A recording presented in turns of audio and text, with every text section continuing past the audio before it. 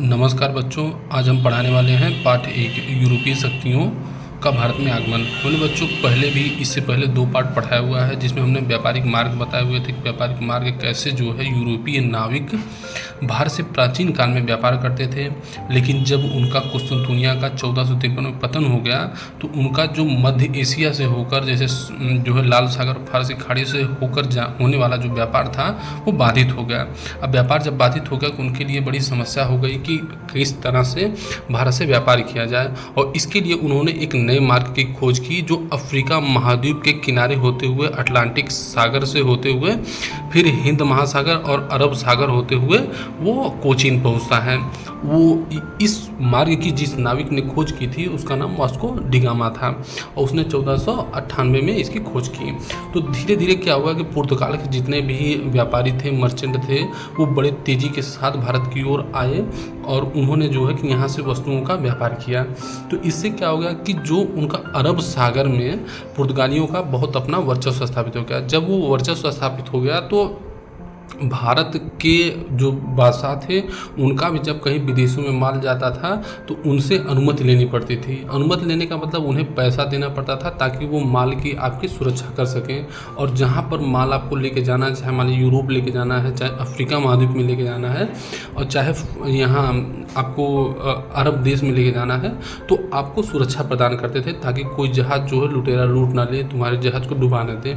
तो इस तरह से पुर्तगालियों ने अपना अरब सागर में वर्चस्व स्थापित किया। फिर इसके बाद हम देखे थे बच्चों कि अंग्रेज आते हैं, फिर हॉलैंड जिन्हें डच बोला जाता है वो आते हैं, फिर फ्रांसीसी आते हैं।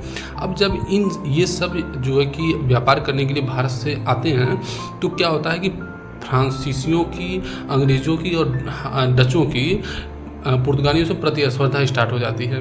प्रतिस्पर्धा इसलिए स्टार्ट हो जाती है कि क्योंकि जब उनके भी जहाज़ अरब सागर से होके जाते थे तो पुर्तगाली उन पर भी जो है कि परमिट जारी करते थे, और परमिट जारी करने के लिए उनको पैसा देना पड़ता था। जब भाई पैसा देंगे तो आपको जो लाभ मिलने वाला होता है वो लाभ जो है कि कम मिलेगा। जब ये लाभ की स्थिति कम मिलती थी तो यूरोपीय जो अन्य देश जैसे इंग्लैंड है, फ्रांस है, इनके व्यापारियों को ये लगता था कि हमारा जो है कि लाभ वो कम हो रहा है।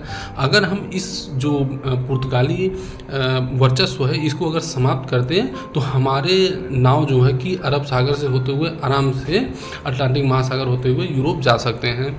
तो यह दिमाग अंग्रेज़ों को, फ्रांसीसियों को और डचों को आया, तो उन्होंने जो है कि धीरे धीरे संघर्ष किया, और संघर्ष करके आप देखेंगे कि पुर्तगालियों को व्यापार से बाहर कर दिया और धीरे धीरे क्या किया, मार्ग अपना जो है कि वर्चस्व भारत पर स्थापित कर लिया, और भारत पर पुर्तगाल केवल व्यापार ही अब कर सकता था।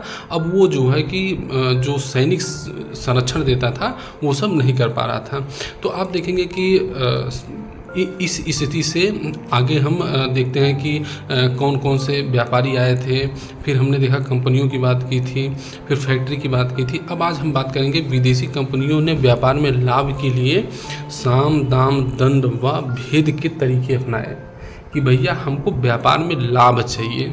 और एक चीज़ आप नोट कर ला बाबू कि अगर कौनो भी बनिया के दुकान बा या दुकानदार हो, वो हमेशा चाहिए कि हमरे वस्तु पर हमें जो है लाभ मिले। वो घाटा कभी सह के व्यापार ना करे। घाटा अगर सही व्यापार करी तो खाई का यह नाते वो का करी कि भैया हमार जौनों के अगर लाभ हुई तब तो हम माल बेचब, नहीं तो ना बेचब या दुकान बंद करके अपन चल दें। तो यही तरह से जौन ब्रिटेन के, फ्रांस के, डच के जौन व्यापारी आयल है भारत में, तो उन्हें ही सोच रहे कि अभी कैसे हम लोग अपन व्यापार बढ़ाई जाए। ऐसे पुर्तगालियन जौन हो कि बहुत उत्पात मचैलन, तो पुर्तगालियन के जब इन्होंने समाप्त कर देना तो एक बाद ये सोचत रहा है कि अब कैसे जो है हम लोग व्यापार बढ़ाई जाए। तो व्यापार बढ़ावे खातिर देखा का तरीका ये सब अपनाए रहे। पहला, उन्होंने बादशाहों व राजाओं के पास अपने प्रतिनिधि या दूत भेजे और भारत में खुलकर व्यापार करने की इजाज़त मांगी। अब देखिए क्या हुआ कि जेके चापलूस हम लोग बोलल जाला वही बोलन, चाहे प्रतिनिधि बोले चाहे दूत बोल जा। अब अंग्रेज जो व्यापारी रहे उन्हें बादशाह जैसे जहांगीर के दरबार में, चाहे शाहजहां के दरबार में, औरंगजेब के दरबार में अपने दूत भेजलन, और दूत भेज के कहाँ शहनशाह आप हमें व्यापार करे के अनुमति दे दें, हम जो नो कि व्यापार आपके यहाँ से माल यहाँ से खरीदब और ख़रीद के लेके जाब कहाँ यूरोप में बेचब। ऐसे तुहू प्रॉफिट हुई और तुहू तोहरो आय बढ़ी और तोहरो जो नो कि आय बढ़ी तो तोहरे पास धन हुई, तो अपन जो नो कि बेहतर तरीके से शासन संचालित करबा। तो बादशाह के लगल कि हाँ ये बात तो तुम्हारा सही बा। फिर एक बाद बादशाह पूछे तुम्हें का प्रॉफिट हुई, कहा कि हम भैया अब यूरोप में ले जाके माल बेचब तो हमें जो ना कि वहीं से प्रॉफिट मिल जाए। तो बादशाह पर सहमत हुई हैं कि अरे हाँ बात तो सही है कि भाई जब हमारे देश के सामान खरीदाई तो किसानन के पैसा जाई, सूती काते वाले के पैसा जाई, नील बनाने के पैसा जाई, जो है रेशम कपड़ा बनाने के पैसा जाई। तो उसे जो है जो कर मिली उसे हमार आय बढ़ी और आय बढ़ी तो हमारी स्थिति मजबूत हुई। तो राजा उन्हें की जो है कि ई बात पे मानिलन। तो अनुमति प्राप्त करने के लिए ये खुशामद भी किया करते थे। फलस्वरूप राजाओं ने अधिकार पत्र फरमान जारी किए। तो राजाओं ने ये सब कन्विंस हो गए कि हाँ चलिए कोई बात नहीं है भाई, हमको तो लाभ ही हो रहा है इस व्यापार से, तो इसलिए आप जो है कि व्यापार खुलकर कीजिए, हम आपको जो है इजाज़त देते हैं। तो व्यापारियों के दूतों ने कुछ करों को ना देने की छूट मांगी कि भाई कुछ हमें कर छूट दिया। जैसे अगर जैसे ये कह रहा है पश्चिम बंगाल में रहा है फर्रुख सियर काला कि ऐसा हो कि फर्रुख सियर के एक डॉक्टर अंग्रेज डॉक्टर रहा ओके कोनो रोग हो गया। तो रोग ओके जब ठीक हो गया तो फर्रुख सियर जो ना अंग्रेजन के ऑफर कैले कि तोहर लोगन बंगाल से व्यापार करा और खाली जो ना कि जौन वस्तु ले आबा ऊपर हम टैक्स लेब, बंदरगाह से जौन माल भारत से बाहर जाई ऊपर हम टैक्स ना लेब, तो हम स्वतंत्र व्यापार करा।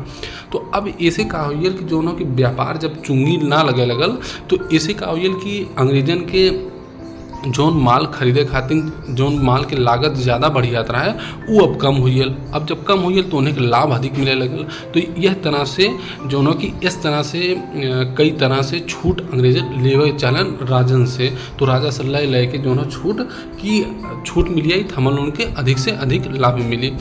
जैसे हम लोग ना हो कि जाई लग दुकानदार से कि भैया जो नो कि एक ठे पेन देना, तो पेन दे तो कही कि 5 रुपया खाओ, नहीं भैया 4 रुपया खाओ, 3 रुपया खाओ। तो इस तरह से हम लोग सोचेला कि लाभ ले ले। तो वही तरह से जौन व्यापारी होला वो सोचला कि नहीं हमें कैसे जो हो कि लाभ मिल जाए। इसके बदले में उन्होंने बादशाहों व राजाओं को नवीन वस्तुएं भेंट की। भाई राजा और महाराजा हमेशा जो है भेंट वगैरह के शौकीन रहते हैं कि भाई अगर गैल है तो जो है कि अगर कुछ दान दक्षिणा नहीं देखी बा तो राजा रुसी आई कि हमरे कि यहाँ आयल है और हमें कुछ भेंट ना दिले। तो उससे जो है कि अंग्रेज जानत रहा है, यहाँ पे अंग्रेज हो चाहे फ्रांसीसी हो, जब भी जैसे जहांगीर के दरबार में जाते हैं, शाहजहाँ के दरबार में जाते हैं तो उन्हें कौन भेंट लेके जाएँ। देखा भेंट में का लेके जाते हैं। मुगल बादशाह जहांगीर के दरबार में कैप्टन हॉकिंस 1608 आने वाला प्रथम अंग्रेज राजदूत था। एक तरह से मान ला कि चापलूस था कि जाके जो है कि जहांगीर से कि बादशाह जो है कि बतियाई जो है उसे समझाई कि जो है कि उसे अनुमति लेवे चाहले कि भाई हम सूरत में अपन फैक्ट्री स्थापित करब और फैक्ट्री स्थापित करके हम माल ले आब अपन, उसे तुहू फायदा हुई हमहू फायदा हुई। तो ये पहला कौन रहा दूत रहा जेका नाम कैप्टन हॉकिंस रहा। एक बाद उसके बाद सर टॉमस रो 1615 जहांगीर के दरबार में आया। जब उसने मुगल जहांगीर के दरबार की शान शौकत देखी तो वह उससे बहुत प्रभावित हुआ। उसने सम्राट को अंग्रेजी दस्ताने भेंट किए। सर टॉमस रो का दस्ताना भेंट कैले कि भैया तोहरे ठंडी न लगी है। ऐसा ससुर लोग ना है कि जैसे बादशाह जो हो ओके ठंडी लगत है दस्ताना भेंट करना है, नहीं भाई भेंट रहा है तो भेंट रहा है। एक बाद इंग्लैंड में इस्तेमाल की जाने वाली बग्घी थी, बग्घी अरे बड़ी शान शौकत की उस समय बग्घी सवारी होती थी, तो ओके भेंट के देना बादशाह के देना ना, जिससे जहांगीर प्रसन्न हुआ। भाई टॉमस रो आयल और एक बाद हॉकिंस आयल, इन दोनों ने जो है उपहार देना, उपहार दे के जो है कि सोचलन कि केहू कैसे जो हो मान मनोबल कैल जाए और मान मनोबल कह के अंग्रेज के व्यापार के बढ़ावा दिहल जाए। जैसे का होला हम लोग देखबा कि जब रिश्तेदारी में कहीं जाइला कोनो बात अब केहू से मनवावे को तो हम लोग का मीठा लेके जाब तो वो व्यक्ति फिर का पैर छुअब, जब इतना कैले तो बड़ा प्रसन्न हो गई। फिर कही बेटा का काम हो साहब, यह एक जो हो काम हो। अच्छा ठीक कन्विंस हो तो हम लोग कन्विंस कर लिया। अगर ये सोचा कि बस खाली हाथ गए नहीं साहब हमारे ये काम करेगा मार के भगा दी, तो यह नाते जो कि हर व्यक्ति के प्रसन्न करे खातिर एक तरीका होला।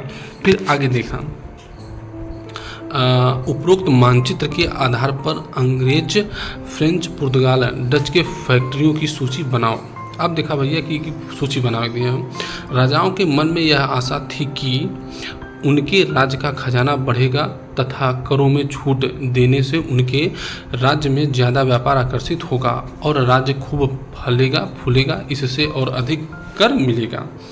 राजा महाराजा या बादशाह ही सोचता है कि अगर मान ला हमरे के यहाँ से वस्तु दूसरे देश में जाई तो हमरे जौन किसान हैं, जौन व्यापारी हैं, जौनों की उत्पादन करे वाला वर्ग बा, धनी वर्ग बा, ओके का हो लाभ मिली। जब ओके लाभ मिली तो हम लोग उसे टैक्स वसूलीला तो उसे हमार का हो राजकीय खजाना भरी तो हमारे पास पैसा हो। जब हमारे पास पैसा हो तो हम जौनों की युद्ध करे खातिर सक्षम हो, हम बढ़िया सेना रख सकब, हम बढ़िया हथियार रख सकब, हमारे पास जौनों की बेहतर किस्म के नौकरशाही हुई। तो इसे का हो कि हमरे जौन हमारी प्रतिष्ठा हो वो और ऊँची बढ़ी आई तो और राज्य बड़ा विस्तार करी।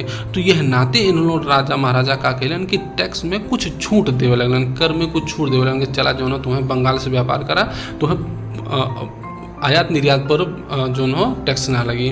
तो इसे का हुई कि व्यापार के बढ़ावा मिलल और राजा महाराजन के टैक्स भी बढ़ल। स्थिति तब तक बहुत अच्छी चलत रहा है। अब देखा आगे, हिंदुस्तान के राजाओं के मन में यूरोपीय व्यापारियों की तरफ से मिलने वाली धमकी का असर भी था। यूरोपीय व्यापारी धमकी का दें कि अगर जौन हो कि हमार लोन की छूट नहीं देबा तो हमने अगर व्यापार से बाहर हुई अब का हुई व्यापार तो हर धीरे धीरे चौपट हुई। अब इसे मान लिया कि अंग्रेज अगर भारत से भाग गया था, अंग्रेज व्यापारी जो भारत से चल गया था, तो जौन सूती उद्योग रहा है, रेशमी उद्योग रहा है, नील उत्पादन रहा है, ये कुल का हुआ धीरे धीरे मांगे ना रहा था और मांग ना रहा तो धीरे धीरे उत्पादन एक बंद हो जाता। और जब उत्पादन बंद हो जाता तो जो काम करे वाले हैं वो सब का होता गरीब हो जाता। तो ये धमकी भी दिल जाए और फिर पुर्तगाली नौसेना का मुकाबला दूसरे यूरोपीय देशों की सशक्त नौसेना यही कर सकती थी।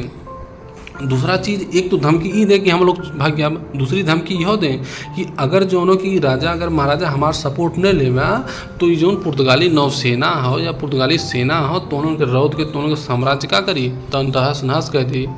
तो भाषा भी डर है कि हाँ हो सकला भाई एक पास नौसेना हो, एक पास सेना बड़ी ताकतवर हो, उसमें बंदूक के प्रयोग हो, तोप के प्रयोग हो, तो उकुल बड़ी सुसज्जित सेना रहे। तो अब भाषा भी डरल रहा है कि नहीं भाई इन्हें रही हैं जौन हो तो हम उनको सपोर्ट भी करी हैं और हम उनके साम्राज्य के विस्तार भी हुई। हिंदुस्तान के जहाज़ों को पुर्तगालियों के खतरे से सुरक्षा की ज़रूरत थी। भाई ये भी थी जैसे अंग्रेजी व्यापारी ना जाते ना, भारतीय व्यापारी भी जो ना अपन माल लेके यूरोप जाएं और अन्य देश में जाएं तो उनके जहाज़ की सुरक्षा क्या करे जो ना यूरोपीय व्यापारी करें। तो यह नाते देखे हैं कि जोन अंग्रेज रहें और फ्रांसीसी रहें इन्होंने बादशाह के समझावे में जो की सफल भैलन कि अगर पुर्तगाली रही हैं तो तोहन उनके व्यापार खत्म करनी है, तोहन उनके साम्राज्य खत्म करनी है और तोहरे ऊपर क्या करनी है नियंत्रण स्थापित करनी है। तो बादशाह वगैरह के मन में डर रहा है कि हो सकला भाई साहब इसे समाप्त कर दे। तो यह नाते जोनों की क्या कोशिश करा कि अंग्रेजन के और अन्य फ्रांसीसी पुर्तगालियों के व्यापार करे दा ताकि यह जोन हो व्यापार करें, व्यापार पे एकाधिकार नया स्थापित हो। अंग्रेज फ्रांसीसी व डच कहते व्यापार की छूट दोगे तभी हम हिंदुस्तानी जहाज़ों की सुरक्षा की गारंटी देंगे, नहीं तो मौका मिलने पर उन्हें लूटा या डुबोया जाएगा। देखा सीधे सीधी बादशाह के धमकी दे रहे हैं। कहाँ से कि भारत में हमने बताया है कि नौसेना जो हो कि ना डेवलप भइल है, भारत के अपने पास जहाजी बेड़ा ना रहा है, कहाँ से सामान और लई जाए खातिर और लई आवे खातिर के पर डिपेंड रहे अंग्रेजन और फ्रांसीसियन या डचन के जहाजन पर डिपेंड रहा है सब। तो जब डिपेंड रहा है तो उन्हें धमकी दें कि अगर हम लोग कर में छूट ना देबा तो हम तोहरे जहाज के जौन तोहरे व्यापारी जहाज ले जाई हैं ओकर हम सुरक्षा ना देब और सुरक्षा ना देब तो तोहर जहाज का बीचों में डुबो दिल जाए या लूट ले जाए। तो अभी धमकी दें तो व्यापारी वर्ग जो है बादशाह के दबाव बनावे। भाई कहाँ से व्यापारी वर्ग आज भी जौन व्यापारी वर्ग बा जैसे अंबानी अडानी होइलन बड़े बड़े पूंजीपति हैं, उन्होंने अगर मोदी जी से कहने कि नहीं ये काम नहीं हो चाहिए, का हिम्मत बा मोदी जी ने करें। तो यह नाते आप देखिए हैं कि जोन हो कि जोन व्यापारी वर्ग रहा है वो जोन हो हमेशा यह सोचे कि नहीं जोन हो कि बादशाह के प्रभाव रहा है और बादशाह के व्यापारी वर्ग के बात माने पड़े। तो यह नाते जो ना कि बादशाह भी कहला कि चला ठीक हो व्यापार आप लोग करें। इन नीतियों व स्थितियों का फ़ायदा उठाकर यूरोप के व्यापारियों ने हिंदुस्तान में व्यापार से खूब लाभ कमाया। भाई जब व्यापार स्टार्ट भल तो यूरोपीय व्यापारी खूब जो है लाभ कमेलन। भाई भारतीयों माल लेके जाते हैं, अपनहु माल लेके जाते हैं, फिर छूट मिलत हो तो छूट मिलत हो कर में तो उसे ओकर लाभ मिलत हो, फिर माल लेके जाते हैं यूरोप में तो यूरोप में बड़ा धन बड़े अच्छा से व्यापार होता हो। तो यह तरह से देखें कि यूरोपीय व्यापारी धीरे धीरे बहुत मालामाल होने लगलन। उन्हें कई कर टैक्स ना देने की छूट मिली। ज़मीन खरीद कर उन्होंने अपने गोदाम, घर, बंदरगाह और अपने अपने किले भी बनाए। अब देखा हमेशा जौनों कि व्यापारी जौनों हमेशा लाभ के कोशिश करला। अंग्रेज ऐसा सोने के मुर्गी रहे जौन बार बार अंडा देते रहे सोने के। अब जब सोने के अंडा दे तो आदमी के लालच का हो धीरे धीरे बढ़ी जाए। अब बढ़त बढ़त लालच अंग्रेजन के का हुई कि पहले तो उन्हें व्यापार करे आयल है, लेकिन अब धीरे धीरे का करें कि कर छूट के नाम पे उन्हें राज्य के जीते स्टार्ट कैलन कि भाई अब हमें जौन हो कि ये राज्य स्थापित करके, और अब जब राज्य स्थापित कर ले तो वैसे पूरा कर वसूलब, कर वसूल के वही कर से फिर सामान खरीदब और वह सामान ले जाके हम इंग्लैंड में बेच देब। मतलब हमें दोहरा लाभ हो जाए, हमार पैसों ना लगल और हमार का भल सामान भी बिकियल तो अच्छा खासा लाभ मिल जाए। तो यह नाते अंग्रेजन के लिए भारत सोने के अंडा बनियल, सोने की मुर्गी बनियल। तो जब कैसे कि जब भी अंडा दे तो सोने के अंडा दे। तो यह नाते आप देखें कि अंग्रेजन जो है भारत के बहुत लूटलन। फिर और भी जाने यूरोपियों द्वारा मसालों का प्रयोग स्वाद के लिए ही नहीं बल्कि मांस को सड़ने से बचाने के लिए भी किया जाता था, जिससे मांस कई महीनों तक सुरक्षित रह सके। भाई जो यूरोपीय व्यापारी रहे मसाला यही नाते व्यापार होता रहा है कि मांस जो है कि अगर मसाला नहीं लगाई है तो जल्दी सड़ी आई। दूसरी चीज़ अगर मसाला अगर जो कि मांस बनावत है तो अगर मसाला बना डाला था तो ओकर स्वाद एकदम फीका फीका रहे। तो अगर ओकर जोनों की स्वाद बढ़ावे को तो हमें मसाला प्रयोग करे पड़े। तेहनाते भी लोग जोनों के मसाला के व्यापार बहुत तेज करते हैं। पुर्तगाल, इंग्लैंड, फ्रांस, हॉलैंड आदि यूरोपीय देशों का क्षेत्रफल, जनसंख्या व संसाधन भारत के एक प्रांत उत्तर प्रदेश के क्षेत्रफल, जनसंख्या व संसाधनों की तुलना में कम है। ये देश भारत से हजारों किलोमीटर की दूरी पर है। इन सब के बावजूद ये यूरोपीय देश भारत पर अपना आधिपत्य स्थापित करने में सफल हुए। ये बहुत सोचने वाली बात है बेटा। सोचने वाली बात यह नाते हो कि एक चिंदी चिंदी छोटा छोटा देश जेकर जनसंख्या उत्तर प्रदेश से भी कम बा, संसाधन उत्तर प्रदेश से भी कम बा, क्षेत्रफल उत्तर प्रदेश से भी कम बा, वो आगे कहाँ भारत पे राज करके चली गया और वो 5-7 हज़ार किलोमीटर दूर से। ई कैसे भैल ऐसे कि भारतीय राज्य में का फूट रहा है एक दूसरे पर युद्ध हमेशा करत रहे। जब एक दूसरे में हमेशा लड़ गया तो तीसरा व्यक्ति आए कि बाजी मारियल और बाजी मारियल कि अंग्रेज मारियल।